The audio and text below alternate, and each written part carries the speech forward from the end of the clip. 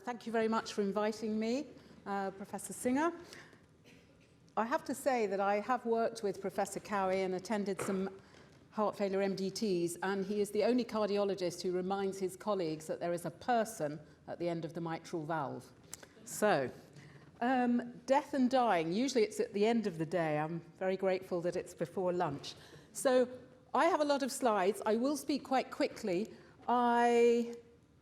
I'm going to talk, first of all, I thought there have been no advances. There have been a few, and I'm going to focus on advances in symptoms, advances in models of care, but perhaps most importantly, advances in the conversations that we are having and need to have more of. So I go to Canada quite a lot. Palliative care is big in Montreal. There was a poster up there at the last conference I went to, and a guy from New York came along and said, "Thank goodness I live in the States." So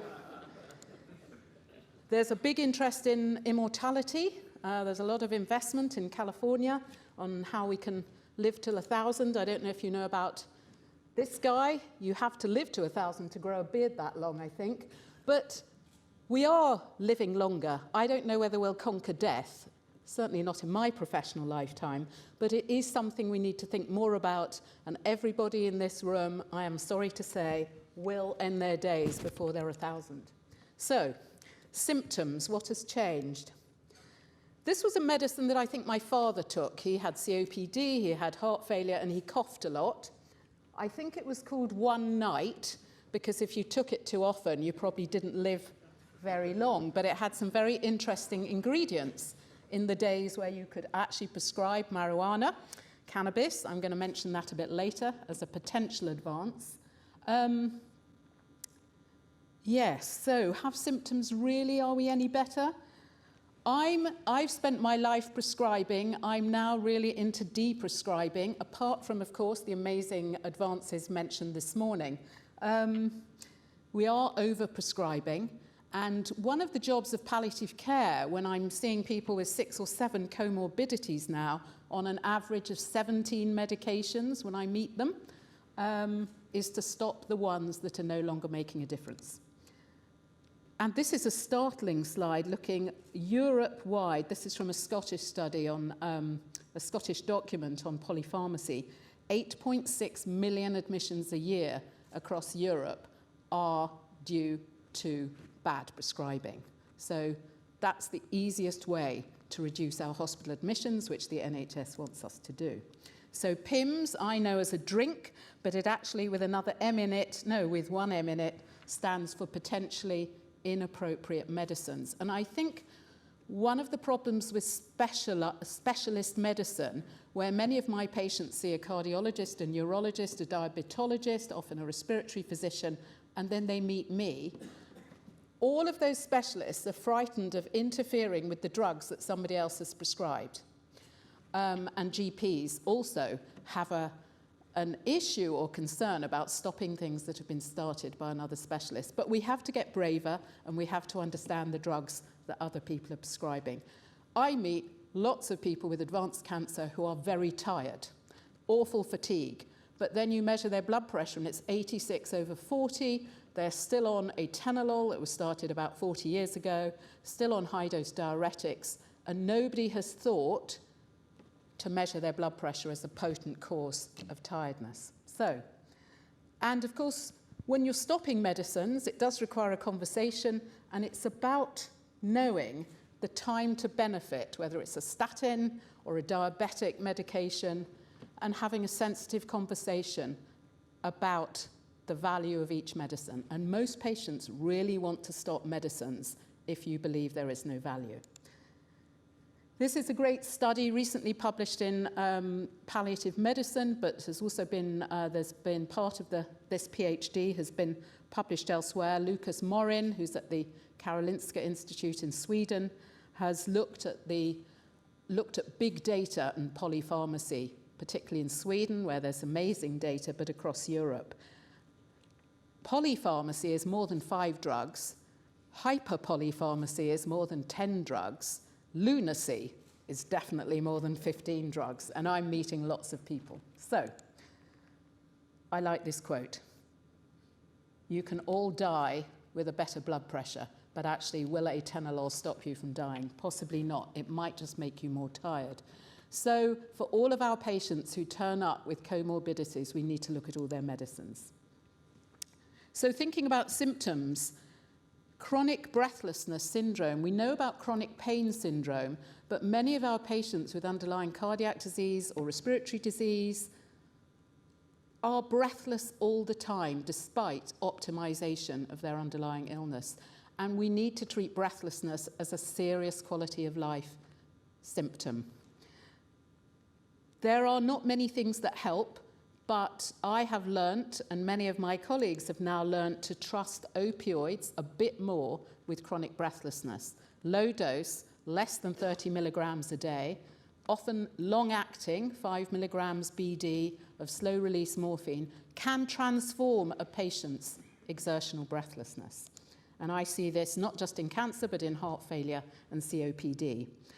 And lots of people have looked for adverse effects. If you keep below 30 milligrams a day of morphine or equivalent dose, you probably will be okay. Probably do need to watch for constipation, but people will not stop breathing. But the most techie gadget I've got for you after Professor Cowie's talk is a £1 handheld fan. Now, I think they should be given out free in the Brompton. We use unbelievably expensive inhalers, many of which should be thrown out the window because people often, when they're really frail, can't even take a deep breath enough to inhale beyond the back of their throat. A handheld fan, there is evidence that it improves quality of life, flow of air in front of the nose, makes you feel less breathless. And that's what people are looking for. So the evidence is you need 3 blades, so possibly don't buy it in Poundland. You need maybe a £6 or £7 one, but they're cheaper than most of the inhalers and certainly cheaper than most of our medicines. I don't believe we use stimulants enough in the UK. We're very good, certainly in palliative care and many other specialties, of making people too sleepy, whether it's opioids or gabapentin or haloperidol. And in the States, there are not many good things about the States, but they are people want to be more alert. And I think we should be braver at using drugs like modafinil and methylphenidate to wake people up who are drowsy either because of other necessary medications or their underlying disease. So I'd like to do either a Red Bull trial or a coffee trial, and I think we've just got to be braver.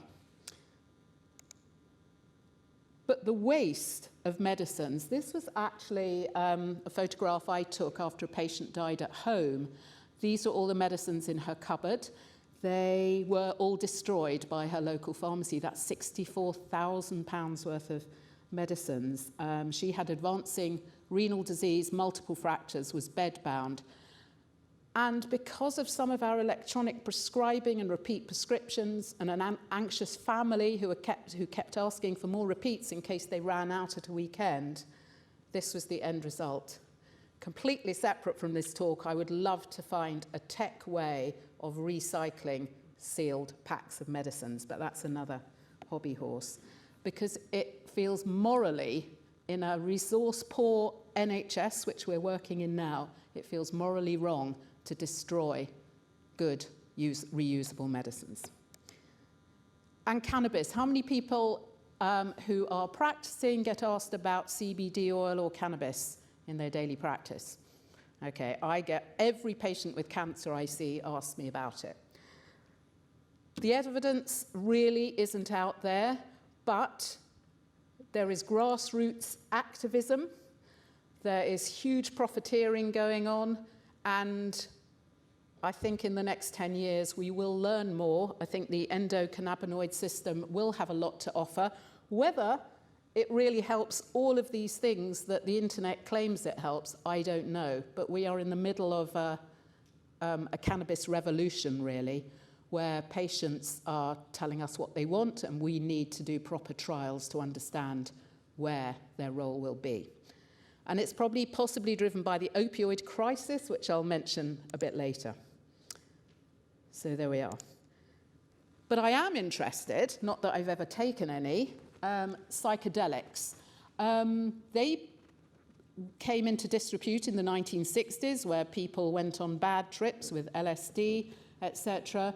But microdosing, particularly with drugs such as psilocybin, magic mushrooms, for those of you in the know, may well have a role, certainly in palliative care and end-of-life distress and anxiety. And Johns Hopkins, the alma mater of Osler, has done some really interesting work, which is continuing on psilocybin and existential distress and anxiety. So that's something for the future. So I'm going to move from symptoms to models of care. So back in the 1950s, when I was born, many people were still dying at home. You could still prescribe cannabis. Women weren't driving, and only 6% of doctors were female. Things have changed. Dame Cicely Saunders, some of you will recognise, the founder of the so-called modern hospice movement, founded St Christopher's in 1967. It was all about cancer, and it was all about end of life. A Canadian in Montreal, Professor Balfour Mount, who I've met, he coined the word palliative care because hospice in French, and French-speaking Montreal, means a home, well, it's really a home for the homeless, so hospice doesn't translate into French. So that's where palliative care, or as a patient once called it, palace of care. Maybe hospices are.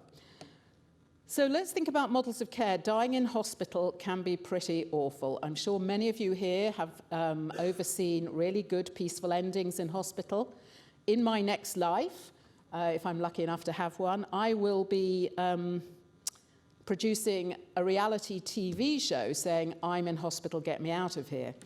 I get calls like that every day. I feel it is sad that we are working in an environment where people are frightened to go into their local hospital. So could we do better?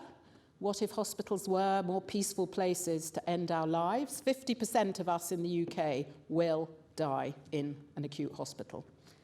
That's a health warning. It's not all about visiting horses and cats.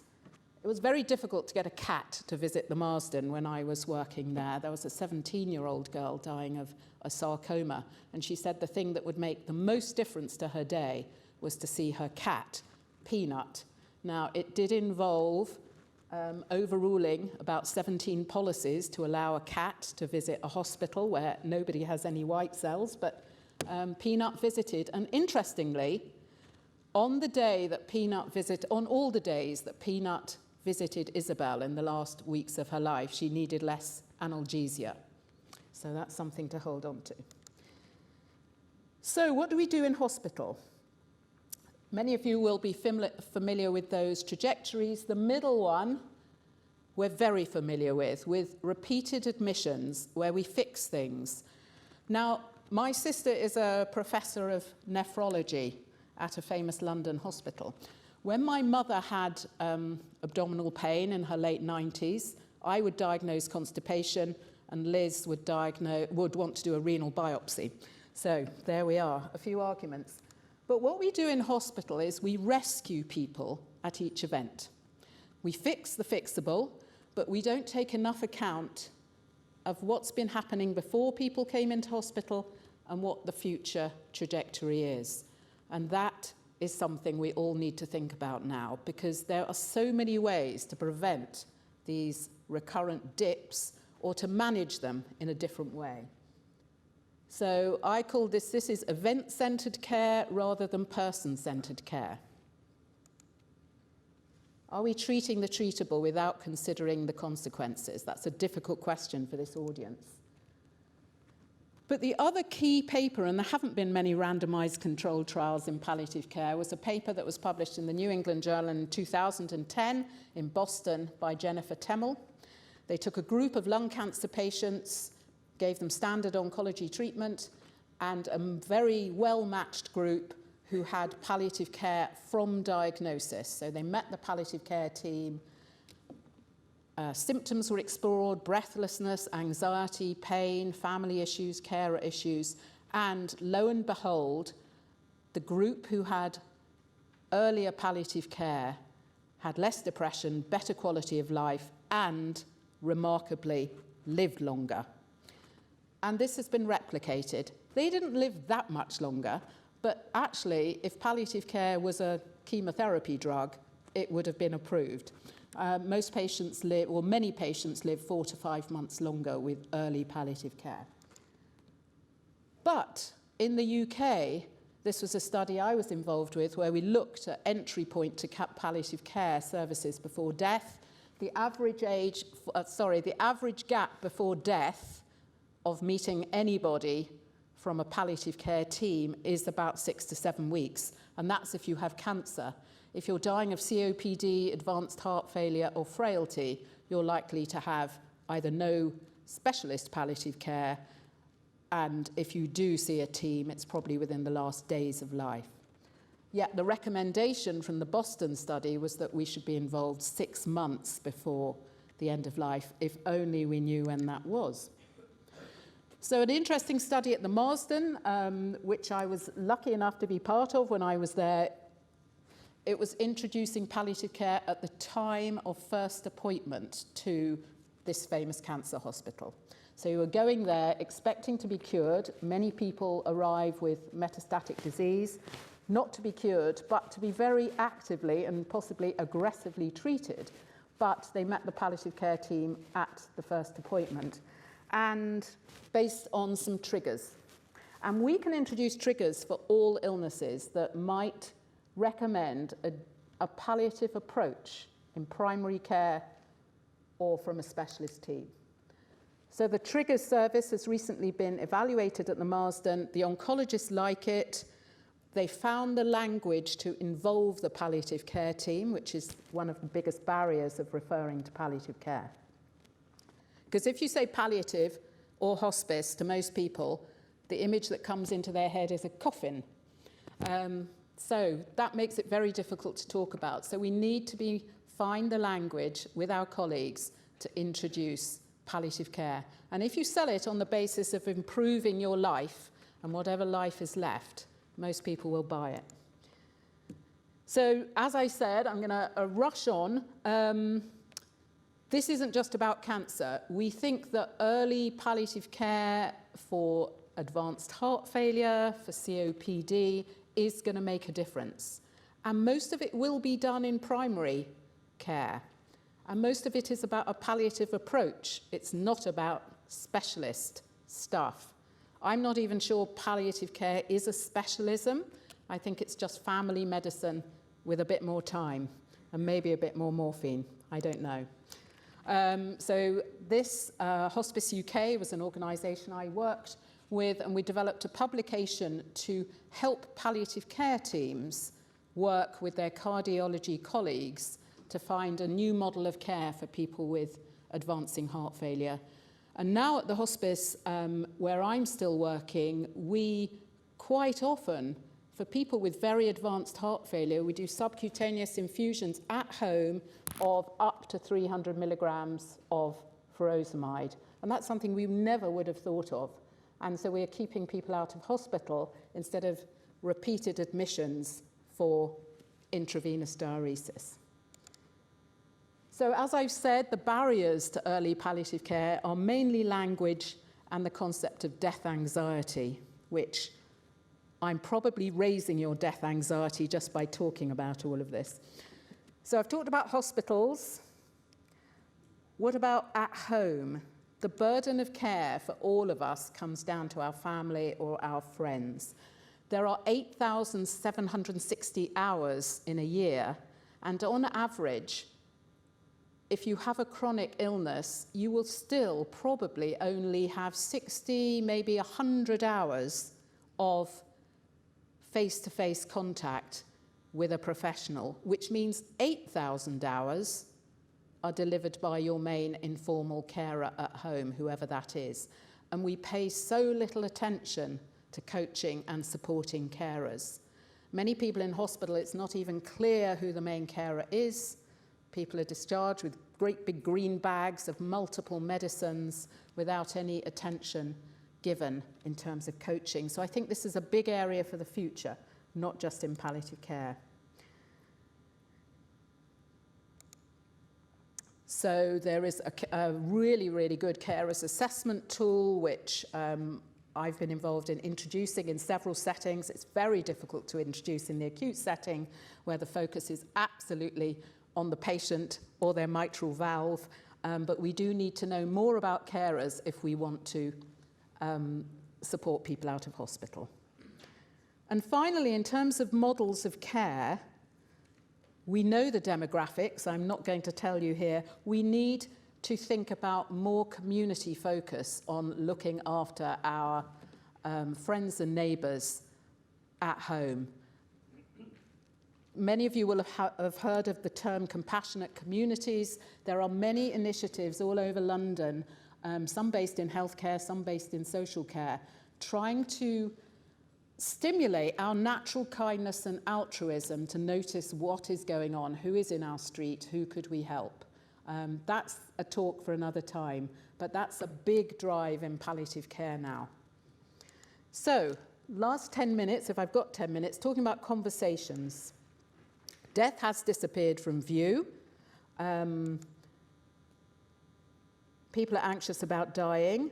This is a great quote from Professor Balfour Mount, who's on the right there with me. Death is our silent dancing partner.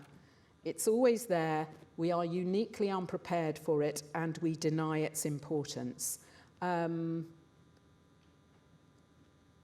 I don't know what you're all thinking about in this room, but this was a great article in The Atlantic, an American magazine, mentioning the existential slap when you are told that you have an illness that's likely to kill you. And how do we support people around that time and around that conversation? The fears that we see in our patients are extensive, yet we have very little psychosocial or psychological support to offer. Everybody in this room looks like a baby boomer to me, not many millennials here, perhaps one or two. As baby boomers, we like certainty and control, and I'm interested in what conversations we need to have to improve that sense of control. Pin down what you can. We can't pin down the future, but we can make the right things more likely to happen. So you can document what you do want to happen. That won't be legally binding, but it gives your family a clue. We can all make a will. Has everybody in this room got a valid will? Up-to-date will?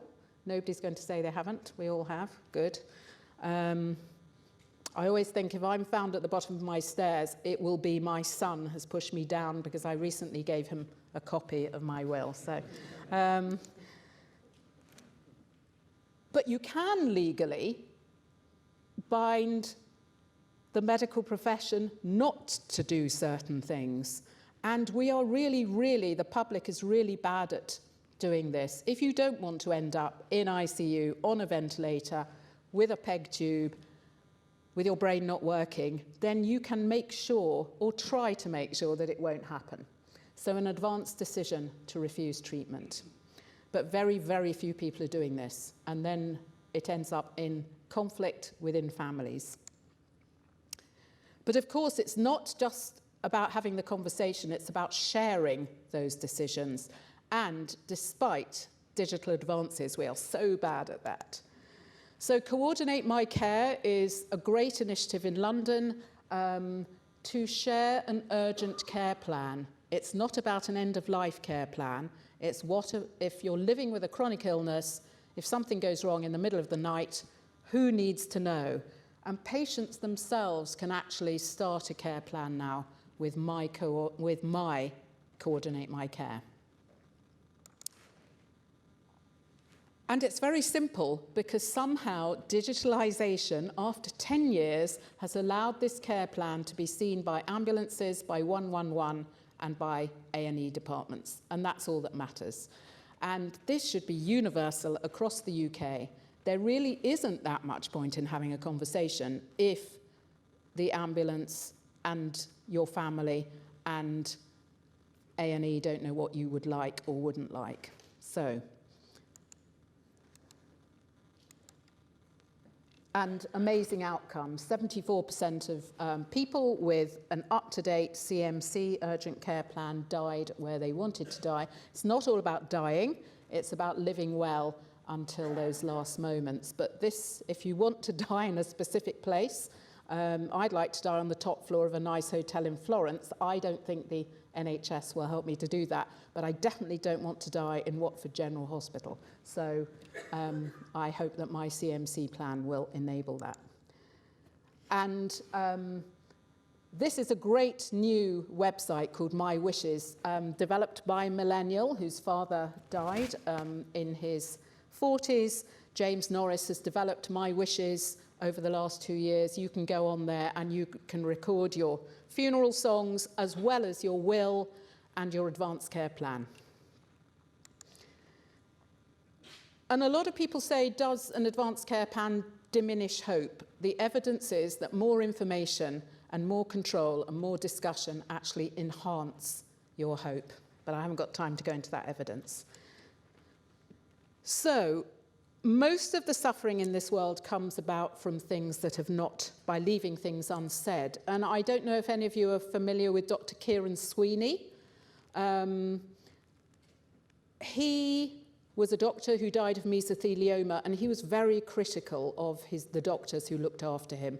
There's a great article in the BMJ recording his journey with mesothelioma, and he said that his doctors had a hesitation to be brave. And I think that's what we need to challenge in palliative care, but not just in palliative care, in the whole of medicine. We need to be braver. We need to share what we know might happen, even if we don't know what will happen. So these simple questions: what matters to you if time is short? We're still pretty rubbish at prognosis, but we have a sense of it. We know what is going to happen next. And we should be having more of these conversations, these goals of care conversations. At the hospice I work, we give a free copy of Atul Gawande's book to all new doctors and nurses, because despite being a surgeon, all due respect to surgeons, he absolutely has transformed the conversations that we need to have with our patients, and I recommend this book to all of you. He's developed a very specific guide alongside many other communication guides, but I think this is the best, and we are trialling it in several centres now in the UK, the Serious Illness Conversation Guide. So asking about what matters is one key question for the future, but asking about who matters and what can they do to help you stay at home, if that's your wish. I only have, a lot of people think palliative care has lots of time. I don't. These are the two questions I would ask most of the patients I meet. I ask them about their future. Patients help you with prognosis. They usually know. I met a person yesterday and I said, "What are you thinking about the future, John?" And he said, "Well, I think this is my last Christmas." And that allowed us to have a conversation about the next few weeks. And what's the worst thing at the moment is a good question, because we go in thinking it's the pain or the constipation, and the answer I might get is, it's because my daughter hasn't visited me, or I wish my wife would stop working and look after me. So these are my two favourite questions. Nearly finished, I won't talk about but just to say that when you start to have those conversations about what matters, it might be important to get married. When I was at the Marsden for 3 years, I was involved in 7 weddings. Quite a lot of funerals, but definitely 7 weddings. People get the opportunity to fly back to the country of their birth if you have these conversations. And home often doesn't mean their local home. It might mean in our global world where people were born. So we've had some very moving journeys back to the Philippines, back to India. These take a lot of planning, so you have to have the conversation early. So I guess this is one of my key messages. Wasting a dying person's time is wrong. And this is from the medical director of St. Christopher's Hospice. And this is another favourite quote of mine from David Roy, another Canadian. Dying in the presence of people who know how to drop their professional mask. Now, this is also a favourite quote.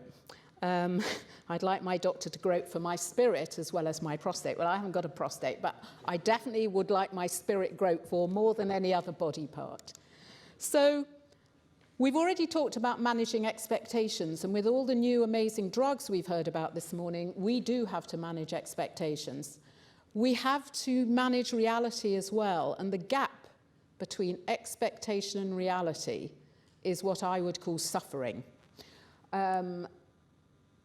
And this is a really, really important slide for me. We can manage expectations with better conversations, and we can manage reality as best we can with all our array of therapeutics and non-pharmacological methods. So Osler said medicine is a science of uncertainty and an art of probability. Well, it is certain that we're all going to die. So managing this probability is the biggest tension in medicine. And we're getting more risk averse, which makes us do too much, probably. And I really like this. I really thought about this quote during this talk, because I think the art of probability is essentially what we're asking all of our young doctors to think about more. I'll move on from that slide. That's what I do every day. I just wanted to mention there has been a great Lancet commission published 2 years ago about palliative care, and the biggest opioid crisis for me is the lack of opioids in most of the low and middle income countries, and actually across a lot of Europe too. And this is shocking. This is a world map drawn according to the availability of milligrams of opioids per dying patient. So you're okay if you live in North America and Australia and possibly in Britain, but it's pretty rubbish in the rest of the world. So the opioid crisis, for me, is not about opioid overdoses. It's about lack of opioids. So this is a really key message and something I'm working on now. So have I got 1 more minute? I just wanted to share some work from a pediatrician in Texas called Brian Vartabedian, who lectures a lot about AI and computers in medicine. So he talks about human medicine, which I guess I was trained in, human-driven, whole patient care.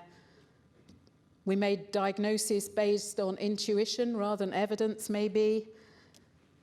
He thinks we're now in an era of post-human medicine. He talks about technological determinism. I knew I couldn't say that. Where, for instance, the electronic health record determines what we record. We don't record how we think anymore. We fill in the boxes on our electronic health record. So technological determinism. So we're more machine-driven. We're possibly more interested in genes, and I know there's a very interesting lecture coming up later, rather than the person. And he does believe that we will get to a time of superhuman medicine, which I look forward to, where we find and use the best of what machine learning can give us, the best of big data, but also discover or retain what uniquely human doctors can add to the story. And I think we have to end with optimism. What's the future of a doctor? I think we will be radically redefined, and many of you here have got children and grandchildren entering medicine now. I think their career will be very different from many of the people sitting in the room. We have to be one step ahead of the machine. But I will still get an Apple Watch for Christmas. So when I started to think about this talk, I thought maybe I'll just read a poem, but we've got poetry later. We need poetry as well as pills. So there we are. So I'm going to finish there and just mention, for those of you who are interested in death and dying, there's a new Lancet commission, which I'm sitting on, called The Value of Death.